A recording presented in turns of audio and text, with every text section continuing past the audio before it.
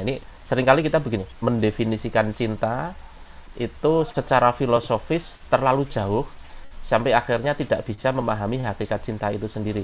Kenapa? Karena mendefinisikan secara filosofis terlalu jauh. Sebenarnya simpel saja sih cinta itu. Nanti biar kita bisa memetakan secara lebih clear, maka definisinya juga lebih simpel saja. Misalnya gini. Oke, cinta itu sudah ya. Kemudian ada yang hobi sepeda? Ada yang hobi sepeda? Mumpung musimnya ini. Atau mungkin tidak hobi sepeda tapi hobi yang lain. Ya suka lah. Ada yang suka. Kalau saya dulu hobinya gitar, suka banget sama gitar. Kalau ada gitar yang bagus itu pengen beli walaupun nggak punya duitnya. Begitu juga penggemar sepeda. Sepeda itu begitu lihat sepeda keren itu, wah, apa?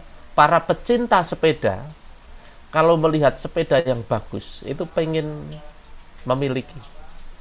Dia suka kemudian pengen memiliki. Kan gitu deh. Nanti apapun hobi kita hobi motor, kita hobi mobil, kita hobi diecast, kita hobi apapun gitu ya. Jadi kita menyukai sesuatu, kemudian kita pengen memilikinya. Pecinta sepeda pengen memiliki sepeda dan lain sebagainya.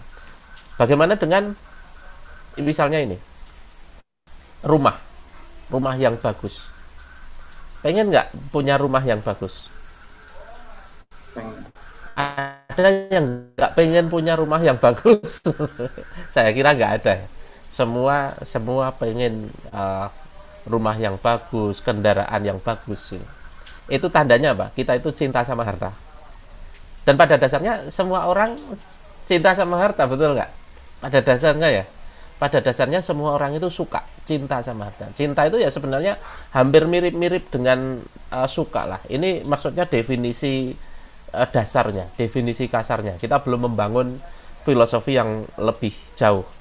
Kenapa? Karena untuk membangun filosofi lebih jauh harus berawal dari definisi yang sederhana dulu. Pernah mikir nggak? Bayangin ditawari jadi CEO-nya Google.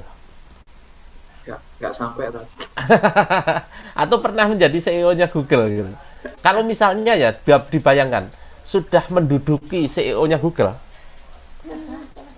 itu terus kira-kira rela nggak kalau disuruh untuk meninggalkan jabatan itu? Karena kalau saya ibaratkan tahta sebagai harus jadi raja itu kurang kontekstual hari ini ya. Kalau kontekstualnya kan katakanlah teman-teman ini pengen jadi apa, pengen menduduki jabatan apa, di dalam dinas apa, di dalam perusahaan apa. Itu sebenarnya tahta itu. Dan kita itu pada dasarnya mencintai tahta, menyukai tahta. Ada seorang pengusaha ya pengen menduduki tahta sebagai CEO dari bisnisnya itu sendiri gitu.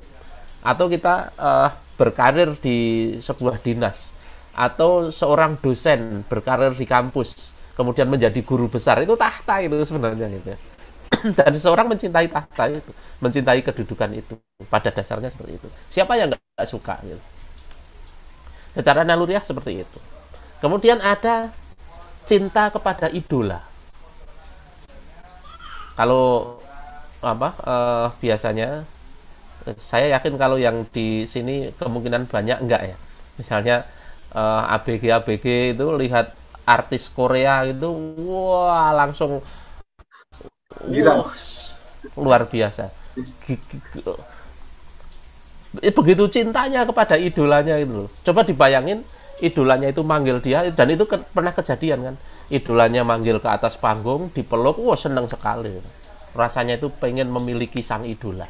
Jadi rasa cinta itu rasa suka yang kemudian mendorong seseorang untuk menyukai sesuatu. Begitu juga cinta antar lawan jenis.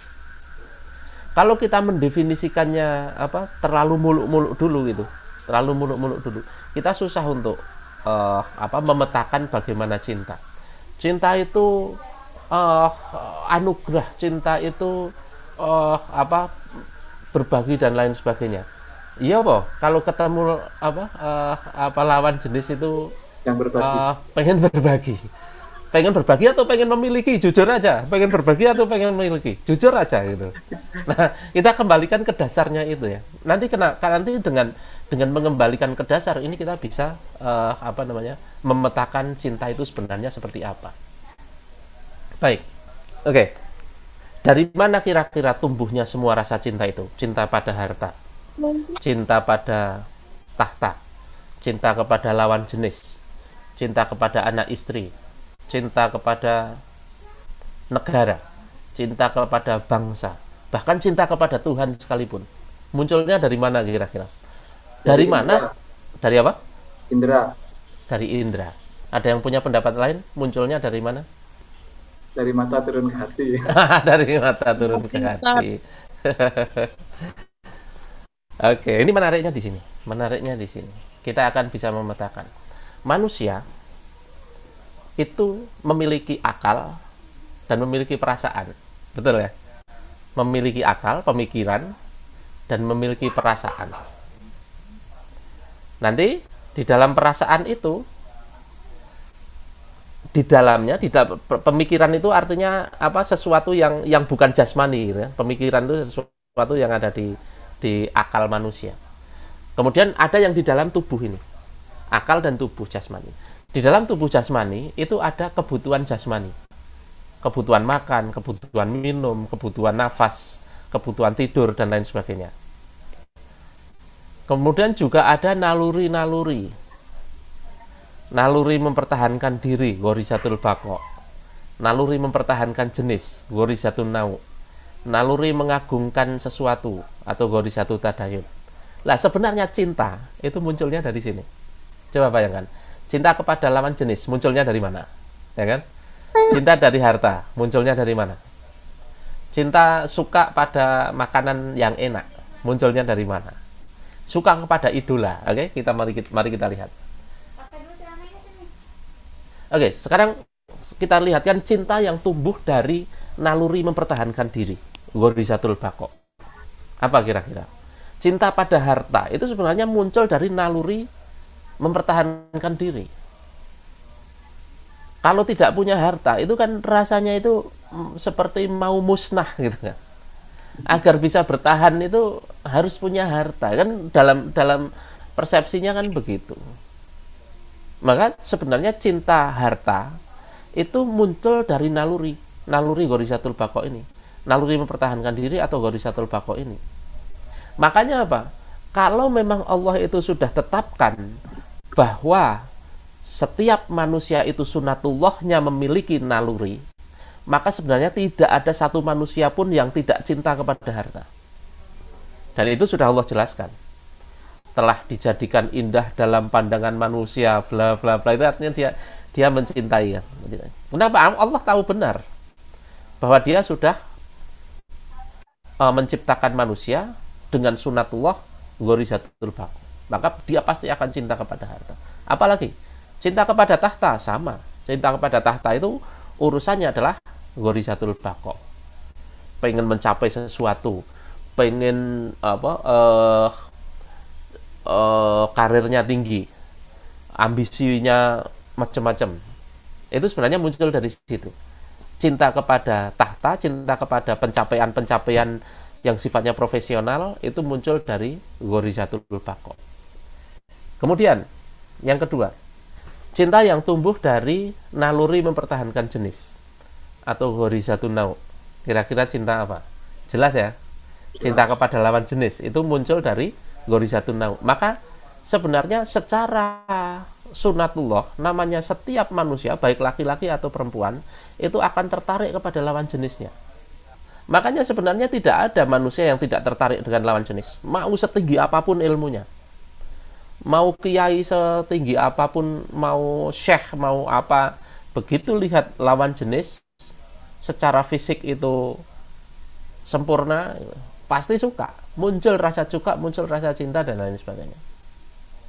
Kemudian bentuk lain dari naluri mempertahankan jenis atau ghorizatun nau ini adalah cinta kepada anak, cinta kepada orang tua, cinta kepada kerabat.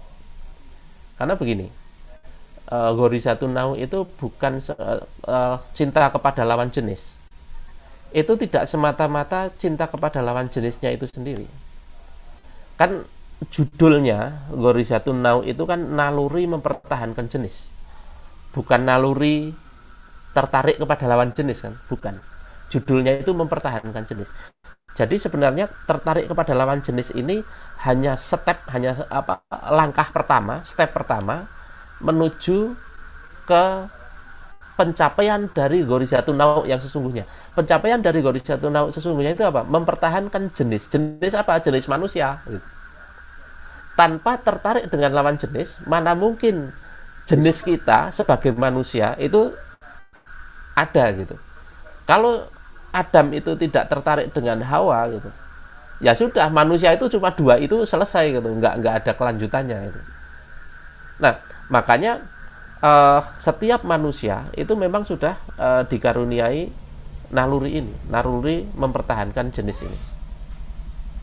Nah, baru setelah naluri mempertahankan jenis ini muncul keturunan. Nah, itu baru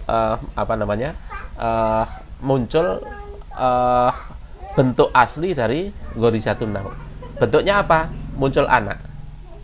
Lah, anak itu pasti juga kita cintai. Orang tua itu pasti mencintai anak. Kenapa? Karena kita memiliki naluri itu. Naluri untuk mempertahankan jenis. Termasuk naluri anak kepada orang tuanya, sebaliknya gitu kan. Begitu juga naluri kepada kerabat kita yang banyak. Kemudian yang ketiga, cinta kepada suku, cinta kepada bangsa. Itu sebenarnya itu kan suku, bangsa itu kan cuma kelanjutan dari anak, orang tua, kerabat, hanya bentuk luasnya aja kan. Suku, bangsa itu kan hanya bentuk luas. Jadi cinta kepada bangsa itu sebenarnya naluri, nggak usah dibangun, nggak usah ayo kamu harus cinta kepada bangsa, nggak bisa gitu. Nggak usah itu memang sudah naluri, nggak usah disuruh. Itu orang pasti sudah cinta sama bangsa, orang pasti sudah cinta kepada lawan jenis, orang cinta kepada anaknya, orang cinta kepada orang tuanya dan lain sebagainya. Itu naluri, tidak usah disuruh-suruh gitu. Oke. Kemudian yang ketiga adalah cinta yang muncul dari naluri mengagungkan sesuatu atau Ghorizatut Tadayun. Cinta kepada idola itu munculnya dari situ. Termasuk cinta kepada Tuhan. Tetapi Tuhan yang seperti apa ini belum jelas. Misalnya orang ketika mendengar adzan, kemudian hatinya rasanya damai. Atau sebaliknya, orang non-muslim misalnya lihat patung Yesus rasanya tentram. Itu sebenarnya muncul dari naluri-naluri itu. Jadi dalam hal ini cinta kepada Tuhan yang muncul dari naluri mengagungkan suatu, Ghorizatut Tadayun, itu sifatnya itu masih umum kepada siapapun. Nah, nanti akan kita lihat petanya lebih lanjut bagaimana sebenarnya cinta. Kita kembali kepada peta manusia tadi. Manusia mempunyai pemikiran, mempunyai perasaan. Perasaan ada kebutuhan jasmani, ada kebutuhan naluri. Cinta yang kita bahas tadi, cinta kepada harta, cinta kepada tahta, cinta kepada lawan jenis, cinta kepada anak, istri, bangsa, dan lain sebagainya. Muncul dari apa? Naluri-naluri. Ada sedikit dorongan kebutuhan jasmani. Makan, minum, itu sedikit kebutuhan jasmani itu juga mendorong. Nah, lebih besarnya nanti didorong oleh naluri-naluri. Jadi cinta kepada harta, cinta kepada tahta, cinta kepada ini semua itu sifatnya naluri. Nah, pertanyaan menariknya adalah, adakah cinta yang tumbuh dari pemikiran? Tadi kan cinta kepada wanita, cinta kepada pria, cinta kepada harta, itu semua kan muncul dari naluri. Padahal kita tidak cuma dikaruniai naluri oleh Allah, kita juga dikaruniai akal, pemikiran. Nah, pertanyaannya, adakah cinta yang tumbuh dari pemikiran? Ada ya. Mari kita bahas. Cinta yang tumbuh dari pemikiran. Contohnya seperti ini. Ini kita menggunakan pemikiran. Kalau masalah cinta kepada harta, kepada wanita, kepada pria, itu nggak usah mikir, itu udah pasti cinta lah. Pasti cinta. Tapi cinta yang muncul dari pemikiran itu seperti ini. Pernahkah kita memikirkan dari mana datang rezeki kita? Ya kan? Begitu kita mikir, kita belum ketemu rezeki kita, ini datangnya dari siapa? Saya itu bekerja, tapi tidak setiap bekerja dapat duit juga. Kadang dapat, kadang enggak gitu. Kadang enggak kerja pun tiba-tiba dapat. Berarti rezeki ini datang dari mana gitu. Kalau orang mau mikir kan seperti itu. Nah, setelah berpikir, tidak ketemunya dari mana? Ketemunya diberitahu di dalam Al-Qur'an oleh Allah. A'udzubillahi minasyaitonirrajim. Wa ma min dabbatin fil ardi ila 'alallah rizquha. Dan tidaklah satupun makhluk melata, dabbah maksud apa melata fil ard di bumi illa 'alallahi rizquha, kecuali atas Allah rizkinya. Wa ya'lamu mustaqarraha wa mustaudaha kullun fi kitabim mubin. Dia mengetahui tempat kediaman dan tempat penyimpanannya. Semua itu tertulis dalam kitab yang nyata, Lauhul Mahfuz. Nah, baru di sini kita dijelaskan bahwa tidak satupun makhluk bernyawa, makhluk melata di bumi ini, termasuk kita, melainkan telah dijamin rezekinya oleh Allah. Baru ketemu jawabannya. Kadang nyari dapat, kadang tidak nyari, kadang nyari tidak dapat, kadang tidak nyari dapat. Kita kan bertanya-tanya dari mana? Ternyata jawabannya dari Sang Pencipta, dari Allah. Kemudian setelah kita tahu bahwa yang menjamin rezeki kita itu Allah, inilah baru muncul pemikiran. Kalau manusia mau berpikir sedikit saja, maka tidak mungkin dia tidak mencintai Allah. Berawal dari sini. Tetapi apa persoalannya? Itu muncul karena pemikiran. Cinta kepada Allah itu munculnya karena pemikiran.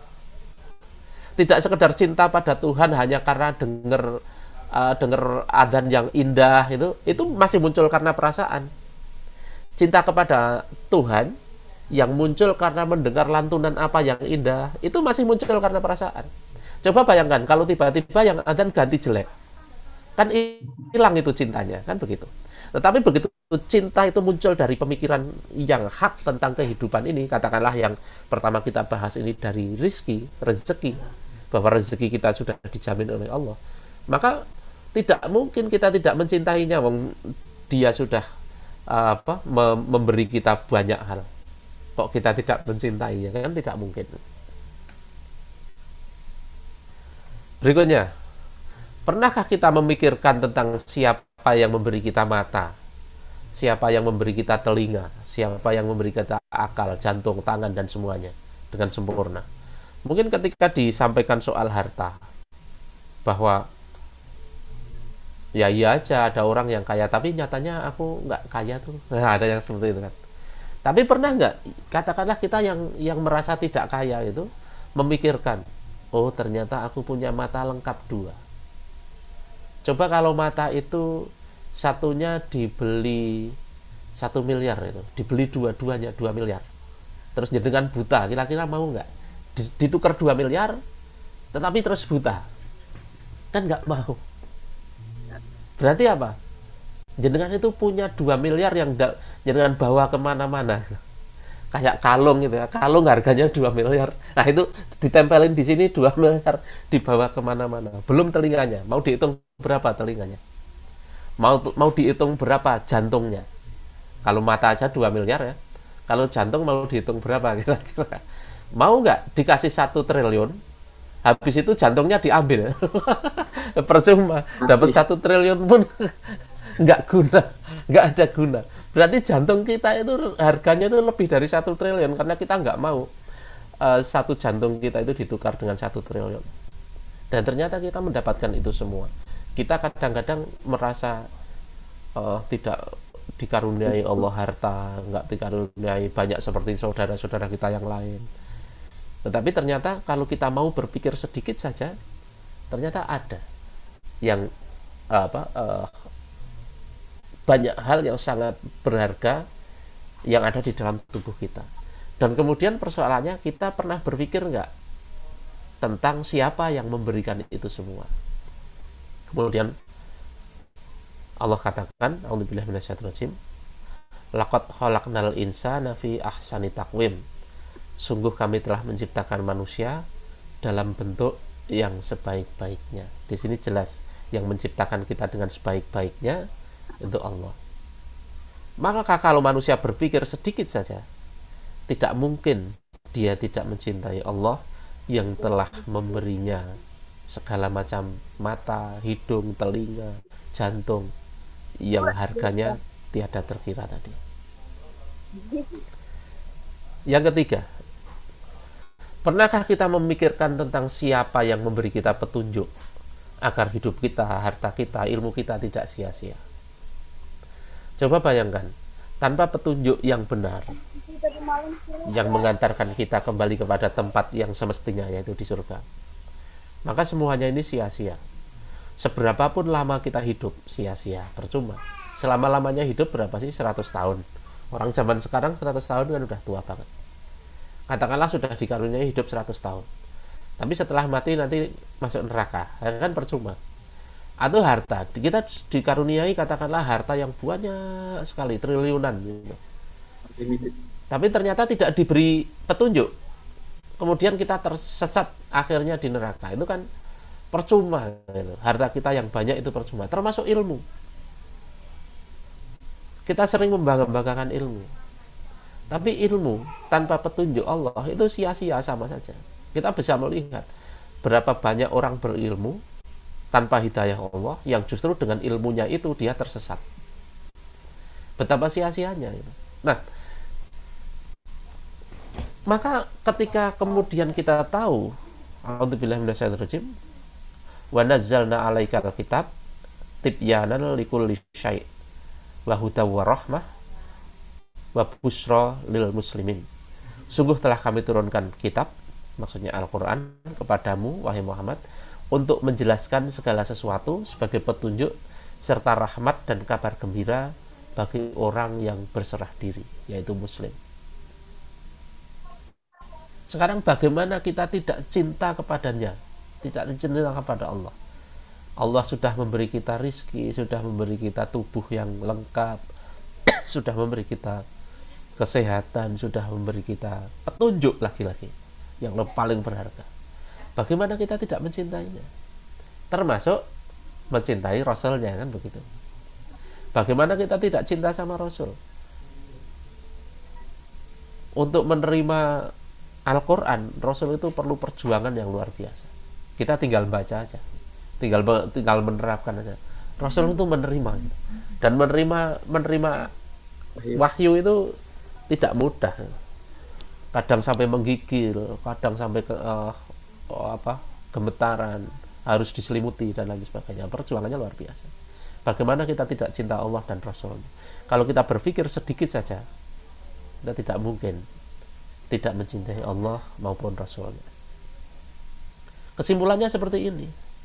Cinta pada harta, cinta pada tahta, cinta pada wanita atau pria, cinta kepada seisi dunia yang muncul dari naluri-naluri, itu sebenarnya tidak perlu diajari. Itu pasti muncul. Dan tidak ada seorang pun yang tidak memiliki rasa itu. Kalau bilang, saya tidak cinta kok sama harta, bohong. Sebenarnya cinta, cuma dia bisa mengendalikannya. Tapi pasti sebenarnya itu cinta. Yang unik adalah cinta kepada Allah Ta'ala adalah cinta yang tumbuh dari pemahaman yang benar tentang kehidupan. Maka tidak semua orang bisa cinta kepada Allah. Semua orang bisa cinta kepada wanita. Semua laki-laki bisa cinta kepada wanita. Semua wanita bisa cinta kepada pria yang ganteng. Semua laki-laki ataupun wanita bisa cinta kepada harta. Tapi tidak semua manusia bisa cinta kepada Allah. Karena namanya naluri itu pasti semua merasakannya. Semua memilikinya. Akal itu sebenarnya semua orang memilikinya. Cuma masalahnya akal itu dipakai enggak? Dipakai. Nah, orang yang memakainya, hanya orang yang memakainya, memakai akalnya untuk memahami petunjuk dari Allah, Al-Quran, maka barulah dari orang-orang yang berpikir ini muncul cinta kepada Allah Ta'ala. Cinta kepada Allah Ta'ala adalah cinta yang tumbuh dari pemahaman yang benar tentang kehidupan, muncul dari pemikiran. Inilah bedanya. Maka sangat beda sekali derajatnya. Derajat cinta kepada dunia sama derajat cinta kepada Allah itu beda sekali. Yang ini levelnya naluri, binatang pun bisa. Yang ini levelnya beda. Karena cintanya muncul dari akal, pemikiran, dan pemahaman. Nah, pertanyaannya sekarang begini. Jadi apakah kita harus menjadi pertapa untuk menghilangkan cinta kepada dunia? Sebaliknya, apakah kita harus jadi pertapa untuk mendapatkan cinta Allah, untuk bisa mencintai Allah? Banyak dari orang-orang dari agama selain Islam, untuk mendapatkan cinta Tuhannya, itu harus meninggalkan dunia, tidak menikah, tidak makan makanan daging, gitu. Meninggalkan segala macam ketertarikan kepada harta. Apakah harus seperti itu? Kalau agama yang al-haq, dia tidak akan melanggar fitrah. Naluri itu adalah fitrah. Maka agama yang benar itu tidak akan mematikan fitrah. Maka kalau ada ajakan untuk mencintai Tuhan dengan cara membunuh fitrah-fitrah, itu pasti tidak benar. Karena yang benar itu pasti sesuai dengan fitrah. Dan dunia ini diciptakan untuk siapa? Di dalam surat Al-Baqarah ayat 29, A'udzubillahi minasyaitonir rajim. Huwallazi khalaqalakum ma fil ard jami'an. Dialah Allah yang menciptakan segala apa yang ada di bumi untukmu semua. Jadi bumi ini memang diciptakan untuk kita. Di bumi ada apa? Di bumi ada harta, diciptakan untuk manusia. Di bumi ada apa? Ada manusia lawan jenis, diciptakan untuk apa? Untuk kita. Di bumi ada segala macam isi dunia ini, diciptakan untuk siapa? Untuk kita. Jadi bukan untuk ditinggalkan. Dunia itu bukan untuk ditinggalkan. Memang betul untuk dicintai, tetapi kita hanya perlu menyandarkan cinta kita kepada dunia berdasarkan cinta kita kepada Allah. Inilah level cinta yang luar biasa. Tidak hanya cinta kepada Tuhan, tidak hanya cinta kepada Tuhan.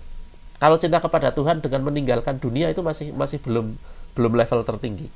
Untuk mencintai Tuhan kok harus meninggalkan dunia, itu belum. Level tertingginya justru dia mencintai Tuhan tanpa meninggalkan dunia. Dia mencintai dunia, tetapi bukan untuk dunia itu sendiri, tetapi untuk Tuhannya. Dia mencintai lawan jenis, wanita atau pria, tetapi bukan untuk wanita atau pria itu sendiri, tapi untuk menjalankan perintah Tuhannya, untuk menikah, untuk melanjutkan keturunan. Dia mencintai harta, bukan demi harta itu sendiri, bukan demi dunia itu sendiri, tapi demi Tuhannya. Bagaimana dengan harta itu dia bisa menyumbang untuk jihad, dengan harta itu menyumbang untuk dakwah, dengan harta itu bisa membantu memakmurkan fakir miskin dan lain sebagainya. Coba bayangkan, tanpa ada muslimin yang cinta kepada dunia kemudian mengejarnya, bagaimana nanti ada wakaf untuk membuat masjid yang bagus? Bagaimana ada sumbangan jihad seperti yang diberikan oleh Abdurrahman bin Auf atau Utsman? Gak akan ada. Dan semua diberi contoh sama Allah. Tidak dilarang cinta kepada dunia, tidak dilarang cinta kepada lawan jenis. Nah, inilah combine yang luar biasa. Mencintai dunia tetapi bukan untuk dunia itu sendiri. Mencintai dunia untuk Allah Ta'ala. Jadi menyandarkan cinta kita berdasarkan pada cinta Allah Ta'ala. Dan bentuk utamanya adalah dengan cara taat kepada syariatnya. Berarti taat kepada syariat itu konsekuensi dari cinta yang sifatnya akliyah tadi. Cinta yang sifatnya akliyah mengendalikan cinta yang sifatnya naluriah. Cinta yang sifatnya naluriah dikendalikan oleh cinta yang sifatnya akliyah, kemudian berwujud taat kepada syariatnya. Nah, demikian sedikit materi yang bisa saya sampaikan malam ini, dan monggo saya kembalikan kepada Ustadz Abbas Wahyudi. Mungkin ada obrolan atau diskusi, monggo matur nuwun.